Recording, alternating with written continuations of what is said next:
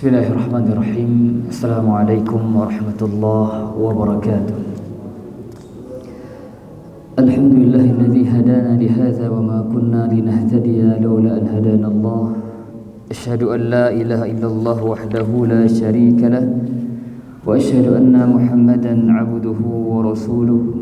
Allahumma shalli wa sallim ala nabiyyina Muhammadin wa ala alihi wa sahbihi wa man sara ala nahjihi wa istana bi sunnati ila yaumiddin. Amma ba'd. Subhanaka la ilma lana illa ma 'allamtana innaka antal alimul hakim. Rabbi shrah li sadri wa yassir li amri wahlul 'uqdatam min lisani yafqahu qawli. Allahumma 'allimna ma yanfa'una wanfa'na bima 'allamtana wa zidna 'ilma. Allahumma amin.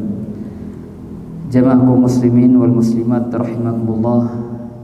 Alhamdulillah, kita bersyukur kepada Allah Subhanahu wa taala yang telah memberikan kita taufik, kemudahan untuk bisa hadir dan duduk di majlis yang berkah ini, insyaallah untuk sama-sama mendengarkan tafsir surah Al-Fatihah.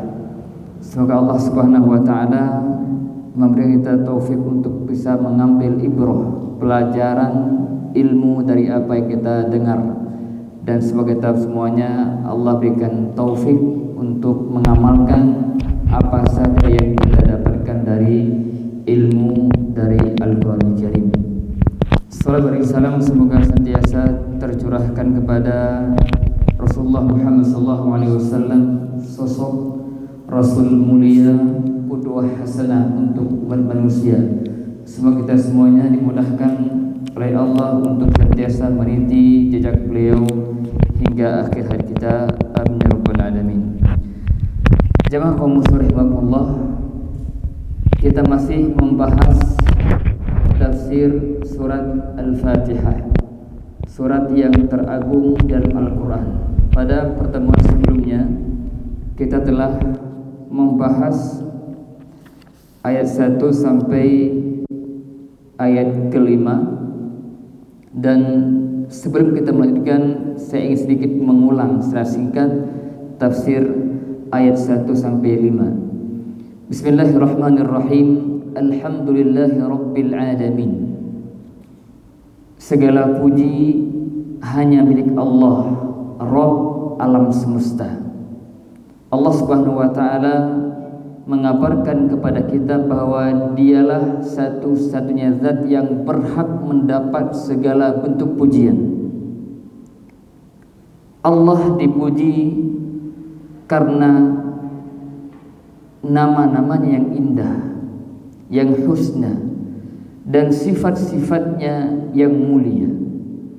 Allah berhak dipuji karena di atas segala nikmat dan anugerahnya kepada kita semuanya.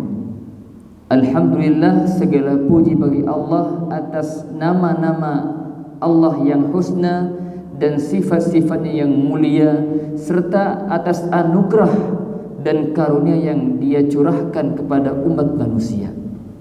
Rabbil alamin, Rabb alam semesta. Rabb artinya Al-Khaliq, Al-Mudabbir, Al-Malik, sang pencipta yang memiliki dan yang mengatur alam semesta. Dialah Allah Subhanahu wa taala Al-Ma'luh, yang berhak untuk diibadahi. Ar-Rahmanir Rahim, yang maha pengasih lagi maha penyayang. Allah Rabbil Alamin tersifati dengan dua sifat yang mulia, yaitu rahmah, Ar-Rahman, Ar-Rahim. Dua nama ini memberikan makna bahwa kasih sayang Allah itu sangat luas, mencakup segala makhluknya, baik itu makhluk yang bernama manusia, baik yang mukmin maupun yang kafir, atau makhluk lainnya yang tidak berakal pun, semuanya mendapatkan bagian dari rahmat Allah, kasih sayang Allah Subhanahu wa taala. Allah berfirman di ayat yang lain, wa rahmati wasi'at kulla syai.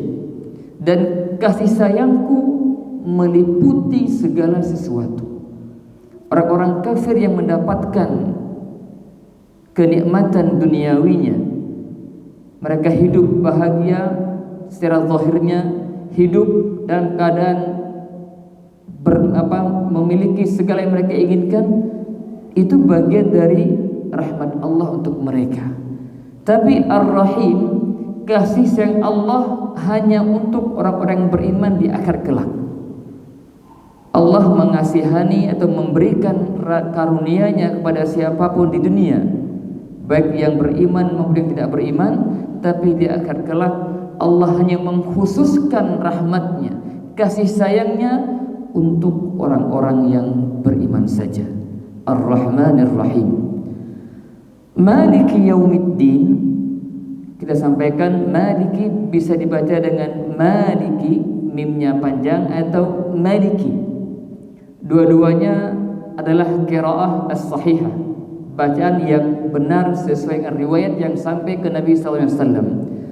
Makna Maliki Yaumiddin dengan qiraah yang biasa kita baca dengan memanjangkan mim, Maliki bermakna yang memiliki. Artinya Maliki Yaumiddin, dialah Allah Ar-Rahmanir Rahim yang memiliki Yaumiddin. Yaumiddin, hari pembalasan, Yaumul Hisab. Dialah yang memiliki, yang mengatur, yang menguasai hari pembalasan nanti. Makna yang kedua, Maliki Yaumiddin dari kata al-mulk, itu kerajaan. Allah raja di raja, raja pada hari kiamat nanti. Sehingga raja-raja dunia pada hari kiamat nanti tidak ada yang muncul. Maka Allah mengatakan, limanil mulkul yaum, milik siapa kerajaan hari ini? Tidak ada yang menjawab. Karena manusia di hari kiamat kelak semuanya sama. Mau dia seorang pemimpin raja di dunia yang mungkin punya jabatan yang tinggi, tapi di akhir kelak semuanya itu jadi hamba yang hina. Illa ma rahimallah. Maka Allah mengatakan, limanil mulkul yaum lillahil wahidil qahhar. Kerajaan hanya milik Allah Subhanahu wa taala. Pengkhususan kerajaan di hari kiamat nanti, karena pada saat itulah kerajaan Allah tampak jelas, tidak ada seorang pun yang mengaku dia raja. Tapi di dunia banyak orang yang mengaku dia raja. Raja A, Raja B, Raja menguasai wilayah ini seterusnya. Tapi di akhir kelak khusus hanya Allah yang berhak menjadi Malik dan juga Malik. Maliki Yaumiddin, iyyaka na'budu wa iyyaka nasta'in. Hanya Engkaulah yang kami sembah. Ayat ini mengandung pengakuan dari seorang hamba bahwa sang hamba menyatakan bahwa hanya Engkaulah ya Rabb, ya Allah yang kami sembah, dan kami tidak menyembah siapapun selain-Mu. I'tiraf, pengakuan dari seorang hamba. Wa iyyaka nasta'in, dan hanya kepada Engkaulah kami meminta pertolongan. Ini pengakuan dari seorang hamba yang lemah. Dia menyatakan, ya Rabb, Engkaulah tempat kami minta pertolongan. Hanya kepada Engkaulah kami minta pertolongan, bukan kepada selain-Mu. Di ayat ini kalau kita perhatikan tidak disebutkan apa objek pertolongan itu. Kita mohon kepada Allah agar ditolong untuk apa? Tidak disebutkan. Allah menyebutkan hanya kepada Engkaulah kami minta pertolongan. Dalam hal apa? Tidak disebutkan. Kata para ulama, faidahnya atau rahasianya apa? Rahasianya agar menunjukkan bahwa kita meminta pertolongan kepada Allah dalam segala urusan kita, baik urusan dunia kita maupun urusan akhir kita atau agama kita. Semuanya kita minta pertolongan pada Allah Subhanahu wa taala. Di sini menunjukkan bahwa kita mengakui sebagai hamba yang lemah, hamba yang tidak mampu berbuat apa-apa tanpa pertolongan Allah Subhanahu wa taala. Makanya ketika kita menyatakan iyyaka nasta'in, kita harus sadar kita hamba yang lemah. Sekuat apapun kita butuh pertolongan Allah. Sekaya apapun kita butuh pertolongan Allah. Setinggi apapun jabatan kita butuh pertolongan Allah Subhanahu wa taala. Butuh Allah, kita fakir. Bukankah Allah menyatakan ya ayyuhan nas antumul fuqara'u ila Allah? Wahai manusia, sesungguhnya kalian itu fuqara, orang-orang yang fakir. Apa itu fakir? Membutuhkan. Kita semuanya, manusia semuanya adalah fakir, membutuhkan Allah Subhanahu wa taala. Wallahu huwal ghaniyyul hamid. Dan Allah dialah zat yang maha kaya lagi maha terpuji. Artinya kita setiap hari minimal 17 kali menyatakan di hadapan Allah dalam salat-salat kita, iyyaka na'budu wa iyyaka nasta'in. Ya Allah, hanya Engkaulah yang kami sembah dan hanya kepada Engkaulah kami minta pertolongan. Dan kalimat ini jemaah sekalian harus benar-benar kita resapi, tadabbur, renungkan. Jangan sampai ikrar kita ini, pengakuan kita ini setiap hari kita langgar dengan perbuatan kita. Kita mengucapkan hanya Engkaulah yang kami sembah ya Allah, tapi dia masih meminta kepada selain Allah. Dia menyatakan iyyaka na'budu, tapi dia masih beristighatsah kepada penghuni kubur. Dia menyatakan iyyaka na'budu, dia masih berdoa kepada selain Allah. Ini pengakuannya dibatalkan oleh perbuatannya. Wa iyyaka nasta'in demikian. Kita menyatakan bahwa hanya kepada Allah kita minta pertolongan, tapi terkadang ada manusia melanggar pengakuannya itu. Dia masih minta kepada ahli kubur, minta tolong kepada sang dukun, minta tolong kepada para nona, dan seterusnya. Mana pengakuannya yang setiap hari kita nyatakan di hadapan Allah Subhanahu wa taala? Kemudian jawab sekalian, ayat berikutnya iyyaka na'budu wa iyyaka nasta'in. Kemudian Allah Subhanahu wa taala mengajarkan kita tentang sebuah doa yang sangat agung. Setelah kita di awal Allah ajarkan kita ats-tsana, memuji Allah Subhanahu wa taala, alhamdulillahirabbil alamin, arrahmanir rahim, maliki yaumiddin.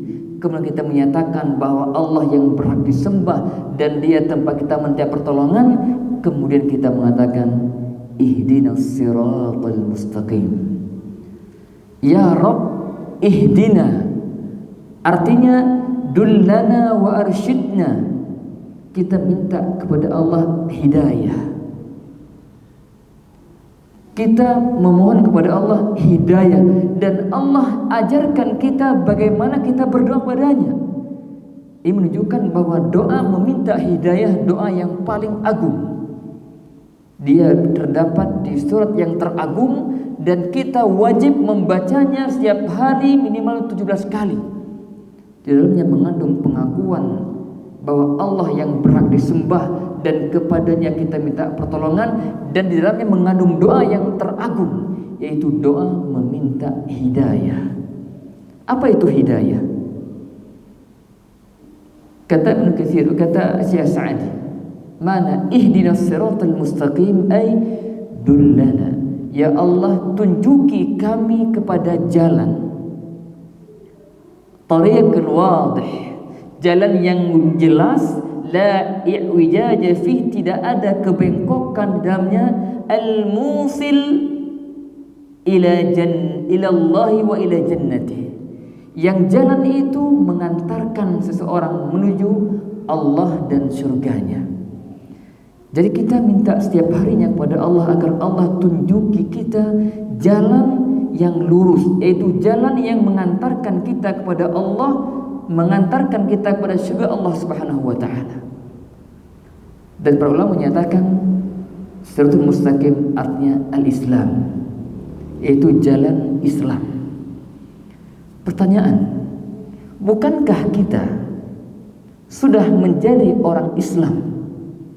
Kenapa kita tetap diminta, bahkan wajib mengulang-ulangnya 17 kali minimal setiap hari untuk meminta agar kita diberikan jalan Islam? Ihdinas siratal mustaqim. Kalau kita menyatakan bahwa jalan yang lurus itu adalah Islam, bukankah kita telah mendapati Islam? Bukankah kita telah menjadi orang Islam? Iya. Tapi ingat, makna ketika kita sudah mendapati Islam, kita harus tahu bahwa tidak ada yang menjamin kita akan mati di atas Islam. Makanya makna yang kedua itu dullana wa waffiqna wa thabbitna ila an namut. Ya Allah, tunjuki kami jalan yang lurus. Ya Allah, tunjuki kami, berilah hidayah kepada kami untuk meniti jalan Islam, dan berikan taufik kepada kami untuk mengenal Islam lebih jauh, lebih dalam, dan istiqomahkan kami sampai kami berjumpa denganmu ya Rabb. Jadi kita tidak boleh merasa aman dari fitnah yang menimpa kita. Alhamdulillah kita telah mendapatkan nikmat terazim, nikmat Islam yang tidak Allah berikan kepada banyak orang. Tapi ingat, As-Sa'di mengatakan ihdina ila sirat wahdina fis sirat. Ihdina ila sirat, tunjukilah kami menuju jalan yang lurus, maksudnya luzum din Islam. Kita memilih Islam sebagai agama. Ketika kita sudah mendapatkan Islam, maka berikutnya wahdina fis sirat, dan berilah kami hidayah dalam meniti sirat ini, meniti Islam. Bukankah Islam itu merupakan kumpulan dari syariat-syariat Allah Subhanahu wa taala? Baik itu yang berkaitan dengan akidah dan juga syariat. Itu semua Islam, jalan yang dibawa oleh Nabi sallallahu alaihi wasallam. Berapa persen dari ajaran Islam yang sudah kita ketahui? Dan berapa persen dari yang telah kita ketahui dari ajaran Islam yang kita amalkan? Dan berapa persen dari yang sudah kita amalkan yang kita istiqomah menjalankannya? Ini pertanyaan untuk kita semuanya, agar kita memahami bahwa meniti jalan hidayah ini butuh perjuangan, butuh doa. Bahkan setiap hari kita diminta untuk berdoa agar Allah tunjuki kita jalan-jalan kebaikan dalam Islam itu. Makanya kata para ulama, hidayah itu dua macam. Ada hidayatul ilm wal irsyad, dan yang kedua hidayatul taufiq. Hidayah ilmu wal irsyad atau al-bayan itu hidayah berupa penjelasan tentang Islam, ilmu tentang Islam. Alhamdulillah kita banyak mendapatkan pencerahan tentang agama kita yang mulia.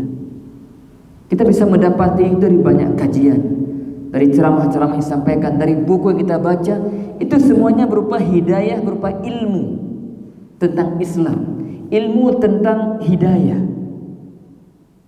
Dan banyak dari kita yang mendapatinya. Tapi belum tentu ketika kita mendapati ilmu, mengenal amal-amal Islam, mengetahui kebaikan-kebaikan Islam, mengetahui amal-amal soleh, belum tentu ilmu itu otomatis kita mengamalkannya. Belum tentu.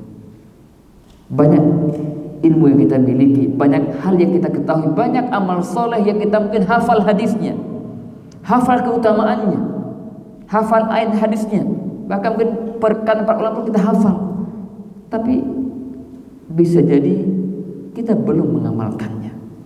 Kenapa? Karena kita belum mendapatkan hidayah yang kedua. Apa itu? Hidayah taufiq. Apa maksudnya? Hidayah taufik maksudnya hidayah berupa Allah menuntun sang hamba menggerakkan hatinya untuk mengamalkan ilmu yang telah dia ketahui. Dan ini hanya Allah yang miliki.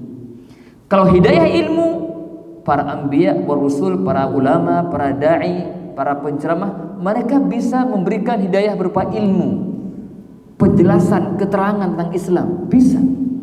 Tapi mereka tidak bisa memberikan hidayah taufik. Karena hidayah taufik hanya hak prerogatif Allah Subhanahu wa taala. Hanya Allah yang berhak memberikan hidayah ilmu. Maka kita bisa merasakan diri kita sendiri. Ketika kita mengetahui ilmu tentang Islam dan kita ternyata belum mengamalkannya, itu pertanda kita belum mendapatkan hidayah untuk mengamalkan ini. Kita mengetahui satu amal soleh tapi kita belum menjalankannya, itu artinya kita baru mendapatkan hidayah bagian pertama berupa ilmu, tapi kita belum mendapatkan hidayah yang kedua berupa hidayah untuk beramal.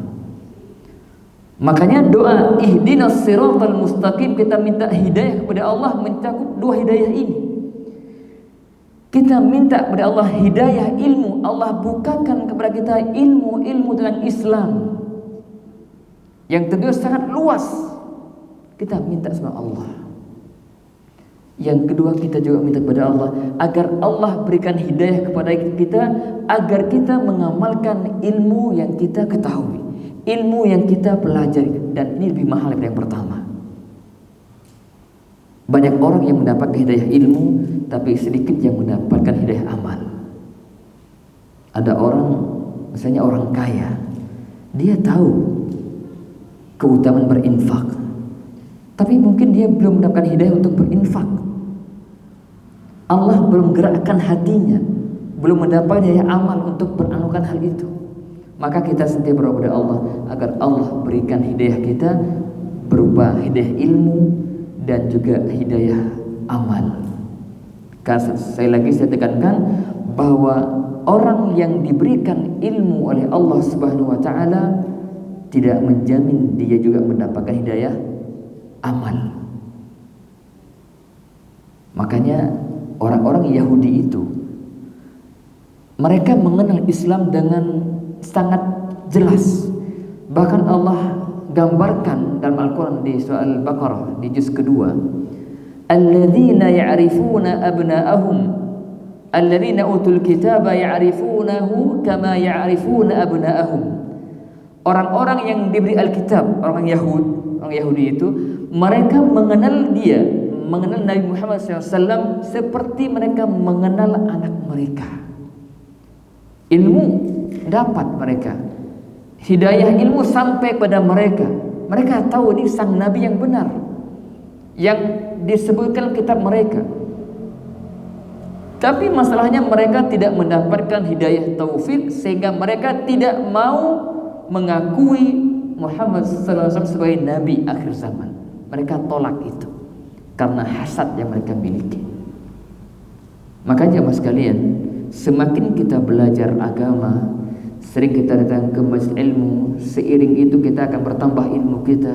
Maka jangan lupa terus merengek pada Allah agar Allah mudahkan kita untuk mengamalkan ilmu.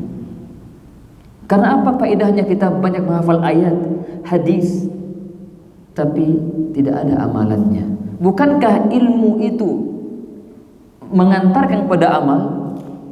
Apa faedahnya ilmu kalau tidak beramal?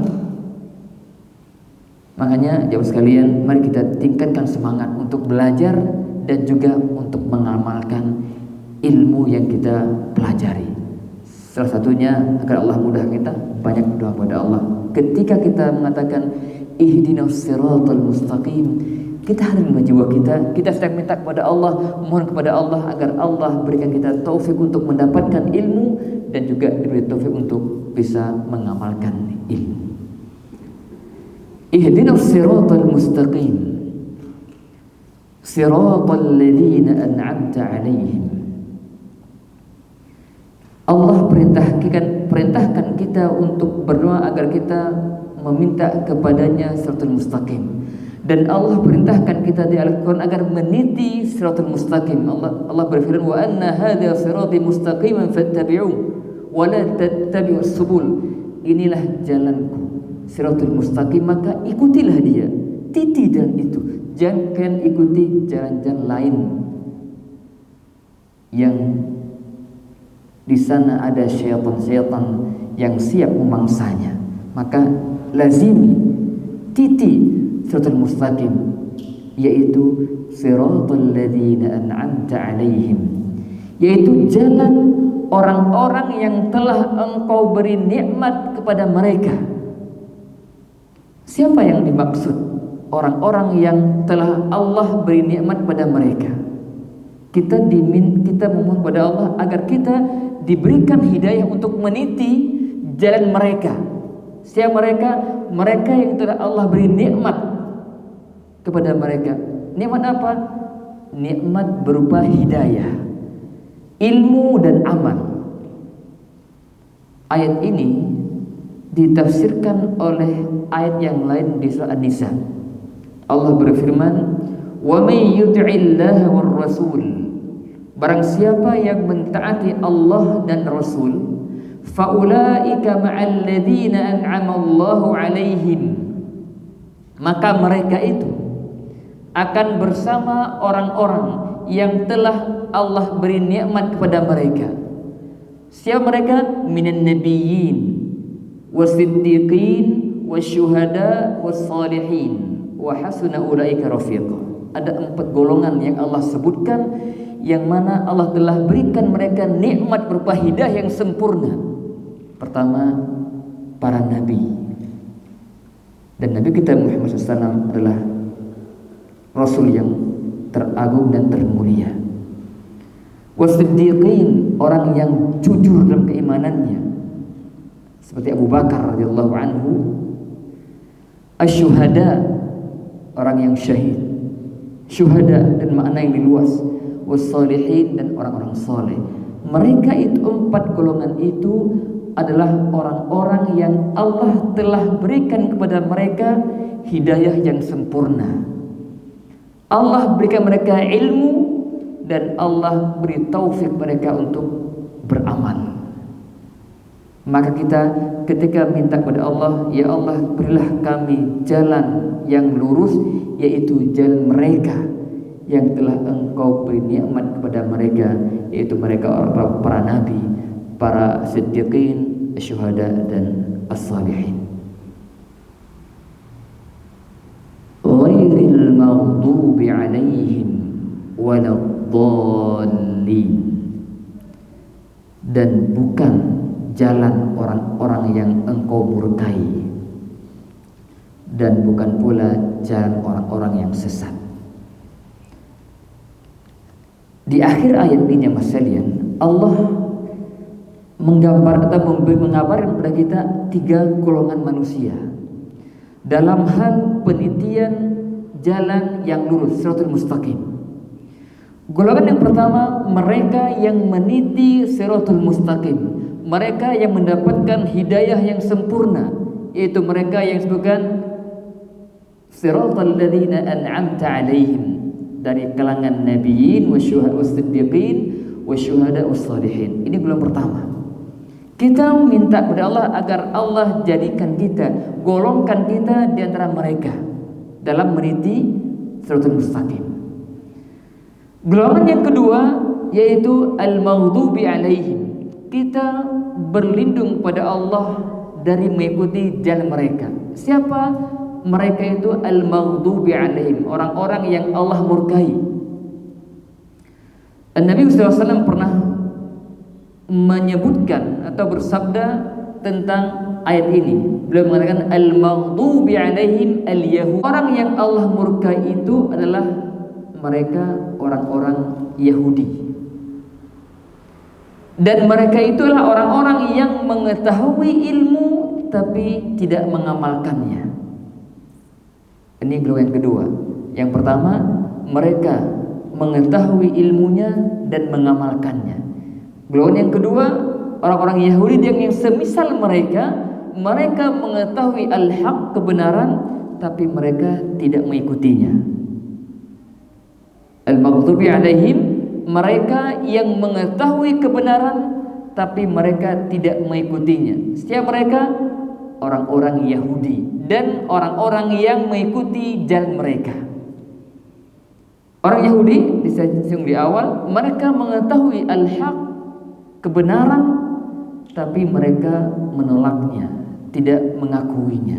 Maka orang-orang yang al-maghdub, yang Allah murkai ini, maka kita berlindung kepada Allah jangan sampai kita meniti jalan mereka. Ghairil maghdubi alaihim waladdallin, dan bukan pula jalan orang-orang yang sesat. Siapa mereka sesat itu? Dia mengatakan waddallun an-nasara. Orang yang sesat itu adalah kaum Nasara, Nasrani. Kenapa mereka sesat? Kata ulama, mereka beramal tanpa ilmu. Amilu bila ilm. Mereka beramal tanpa ilmu, sehingga mereka disesat.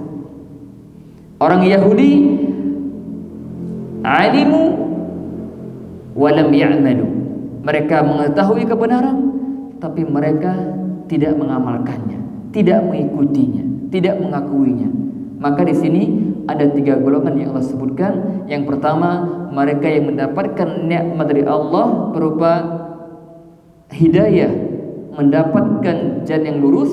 Yang kedua, mereka 2 dan 3 dua-duanya menyimpang dari rel Shiratul Mustaqim.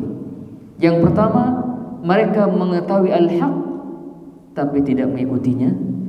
Yang ketiga, mereka mengamalkan atau beramal semangat, tapi amal mereka tidak berdasarkan ilmu. Oleh karenanya, para ulama mengatakan, barang siapa yang mengetahui kemudian tidak mengamalkannya, maka telah menyerupai sikap orang-orang Yahudi. Barang siapa yang mengetahui kebenaran tapi tidak mengikutinya dari umat ini, maka mereka telah menyerupai sikap orang Yahudi. Walaupun kita tidak mengatakan dia kafir, lah. Tapi seseorang yang mengetahui al-haq, itu kebenaran sudah jelas, tapi dia tidak mengikutinya, malah dia mengikuti hawa nafsunya, itu sudah menyerupai gaya orang Yahudi. Dan sebaliknya, barang siapa yang beramal tanpa ilmu, maka telah menyerupai jalannya orang-orang Nasrani. Maka waspada dari 2 jalan terakhir ini, jalan orang-orang Yahudi yang mereka berilmu tanpa mau beramal, dan waspada dari jalan orang Nasrani, mereka beramal tanpa ilmu. Maka kita minta kepada Allah adalah jalan ilmu dan amal. Itulah hidayah yang sempurna. Ihdinas siratal mustaqim, siratal ladzina an'amta 'alaihim ghairil maghdubi 'alaihim waladdallin. Amin. Amin artinya Allahumma stajib. Ya Allah, kabulkanlah doa. Maka Nabi menganjurkan kita setelah membaca Al-Fatihah ini, maka dianjurkan membaca amin. Tapi amin ini bukan bagian dari Al-Fatihah. Ini kalimat yang bermakna ya Allah, kabulkanlah doa kami. Dianjurkan kita membacanya setelah baca Al-Fatihah, tapi bukan bagian dari Al-Fatihah. Karena kita setelah berdoa, maka anjurannya mengucapkan amin. Ya Allah, kabulkanlah doa kami. Jamaah rahimakumullah, secara umum kita ingin ambil beberapa faedah penting dari surah Al-Fatihah. Faedah yang pertama, bahwa kita dianjurkan untuk banyak memuji Allah Subhanahu wa taala. Karena Allah telah memberikan banyak kenikmatan anugerah kepada kita. Di samping Allah itu berhak dipuji karena nama-namanya yang husna dan sifat-sifatnya yang mulia. Yang kedua, hendaknya kita senantiasa menggantung harapan kita yang besar kepada Allah Subhanahu wa taala, karena Allah Rabb kita itu Ar-Rahman Ar-Rahim, yang sangat pemurah, sangat penyayang, sehingga gantungkan harapan kita kepada, minta kepada Allah rahmatnya, karena rahmat Allah wasi'at kulla syai', meliputi segala sesuatu. Yang ketiga, ingatlah akan hari pembalasan. Maliki yaumiddin, mengingatkan kita akan satu hari di mana kita semuanya akan berdiri di hadapan Allah Subhanahu wa taala, mempertanggungjawabkan semua amal kita. Baik itu keburukan maupun kebaikan, semua akan kita pertanggungjawabkan. Maka ingat hari itu sehingga kita bisa melakukan persiapan dengan maksimal dan waspada dari perbuatan yang melanggar. Yang keempat, hendaknya kita selalu ingat ikrar kita, iyyaka na'budu wa iyyaka nasta'in. Ya Rabb, hanya Engkaulah yang kami sembah. Wujudkan itu dalam setiap aktivitas kita, ibadah kita, hanya Allah yang berhak disembah. Wa iyyaka nasta'in, dan dialah satu-satunya zat yang berhak untuk diminta pertolongan. Dan kita wajib meyakini, mengakui kita itu hamba yang dhaif. Khuliqal insanu dha'ifa, manusia diciptakan dalam kondisi lemah. Tanpa Allah, tanpa pertolongannya, kita bukan siapa-siapa, bukan apa-apa. Jangan pernah merasa hebat, jangan pernah merasa luar biasa. Kita semua itu bisa hebat, bisa Masya Allah karena karunia Allah, karena taufik Allah, bukan karena kita. Kita bukan apa-apa dan bukan siapa-siapa kalau bukan karena Allah Subhanahu wa taala. Yang berikutnya, hendaknya kita senantiasa merasa membutuhkan untuk berdoa kepada Allah Subhanahu wa taala, terutama doa meminta hidayah, karena kita membutuhkan hidayah setiap detiknya, karena kita diciptakan oleh Allah untuk beribadah kepadanya, dan agar kita bisa beribadah kepada dengan maksimal dan sempurna ilmunya dan amalnya, kita butuh minta kepada hidayah, karena dialah yang memiliki hidayah itu. Dia yang memberikan hidayah kita ilmu, dia pula yang menuntun hati kita untuk mengamalkan ilmu. Dan yang terakhir, hendaknya kita waspada dari jalan orang-orang yang Allah murkai dan jalan orang-orang yang sesat, dengan cara kita terus belajar dan belajar, kemudian kita berusaha semaksimal mungkin untuk mengamalkan ilmu yang telah kita ketahui. Semoga Allah Subhanahu wa taala berikan kita taufik untuk senantiasa menjadi hamba Allah yang bertakwa, hamba yang senantiasa berusaha untuk mendalami ilmu dan berusaha untuk mengamalkannya. Wallahu taala alam. Demikian yang bisa sampaikan. Jika ada yang ingin ditanyakan, dipersilahkan. Nah, tadi kita sampaikan bahwa hidayah itu ada dua macam. Ada hidayah ilmu dan hidayah taufik. Ketika kita sudah mendapatkan hidayah ilmu, maka saya katakan tidak otomatis kita langsung mendapatkan hidayah taufik, karena taufik itu hanya milik Allah Subhanahu wa taala. Maka bagaimana kita agar diberi taufik dalam beramal setelah kita mengetahui ilmunya? Maka cara yang pertama, ya minta kepada Allah, karena dialah zat yang memberikan taufik. Maka minta kepada Allah agar Allah memberikan taufik kepada kita, memberikan pertolongan kepada kita. Makanya Mu'adz bin Jabal pernah Nabi wasiatkan dan nasihati beliau radhiyallahu anhu, ya Mu'adz, inni uhibbuka fillah. Wahai Mu'adz, saya mencintaimu karena Allah. La tad'anna dubura kulli salatin an taqula Allahumma a'inni ala dzikrika wa syukrika wa husni ibadatik. Jangan kamu tinggalkan di setiap akhir salatmu untuk berdoa. Nih, doa ini mengandung meminta kepada Allah pertolongan, agar Allah membantu kita untuk mengamalkan ilmu, membantu kita mensyukurinya. Allahumma a'inni, ya Allah, a'inni, bantulah aku, ala dzikrika, mengingatmu. Kita tahu bahwa mengingat Allah itu perintah Allah banyak dalam Al-Quran. Ya ayyuhalladzina amanu dzkurullaha dzikran katsiran, ya orang beriman, banyaklah kalian ingat Allah. Tapi kita suka lupa. Doa, ya Allah, bantulah aku agar bisa mengingatmu. Wa syukrika, mensyukuri nikmatmu. Banyak nikmat yang Allah berikan, mungkin kita lupa mensyukurinya. Minta sama Allah agar Allah berikan petunjuk, berikan hidayah untuk mensyukurinya. Wa husni ibadatik, dan baik dalam beribadah kepadamu. Ilmu yang kita dapatkan, kita tambahkan doa, perbaik doa kepada Allah. Ya Allah, mudahkan hamba untuk mengamalkan ilmu agar hidayah itu sempurna. Jadi yang pertama, minta pada Allah. Yang kedua, langkahnya kita harus bermujahadah. Apa itu mujahadah? Mujahadah itu artinya berjuang, menekan diri kita, memaksakan diri kita untuk beramal. Karena jiwa kita itu, jemaah sekalian, cenderung memerintah kepada keburukan. Innan nafsa la'ammaratun bisu. Jiwa itu memerintah kepada keburukan.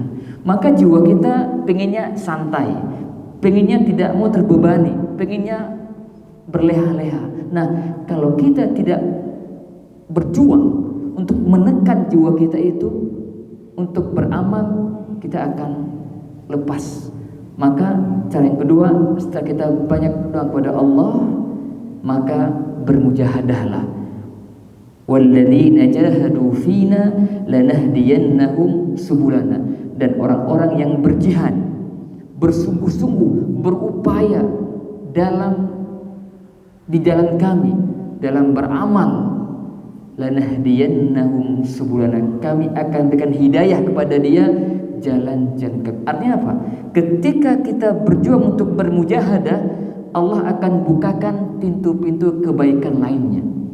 Jadi ini dua langkah secara umum. Yang pertama banyak berdoa, yang kedua bermujahadah. Paksakan diri kita untuk beramal, karena itulah yang akan bermanfaat untuk kita. Karena waktu sudah saatnya azan, saya cukupkan sampai sekian. Semoga Allah SWT mudahkan kita semuanya untuk mengamalkan setiap ilmu yang telah kita ketahui. Amin ya rabbal alamin. Subhanakallahumma wa bihamdika asyhadu an la ilaha illa anta astaghfiruka wa atubu ilaik. Assalamualaikum warahmatullahi wabarakatuh.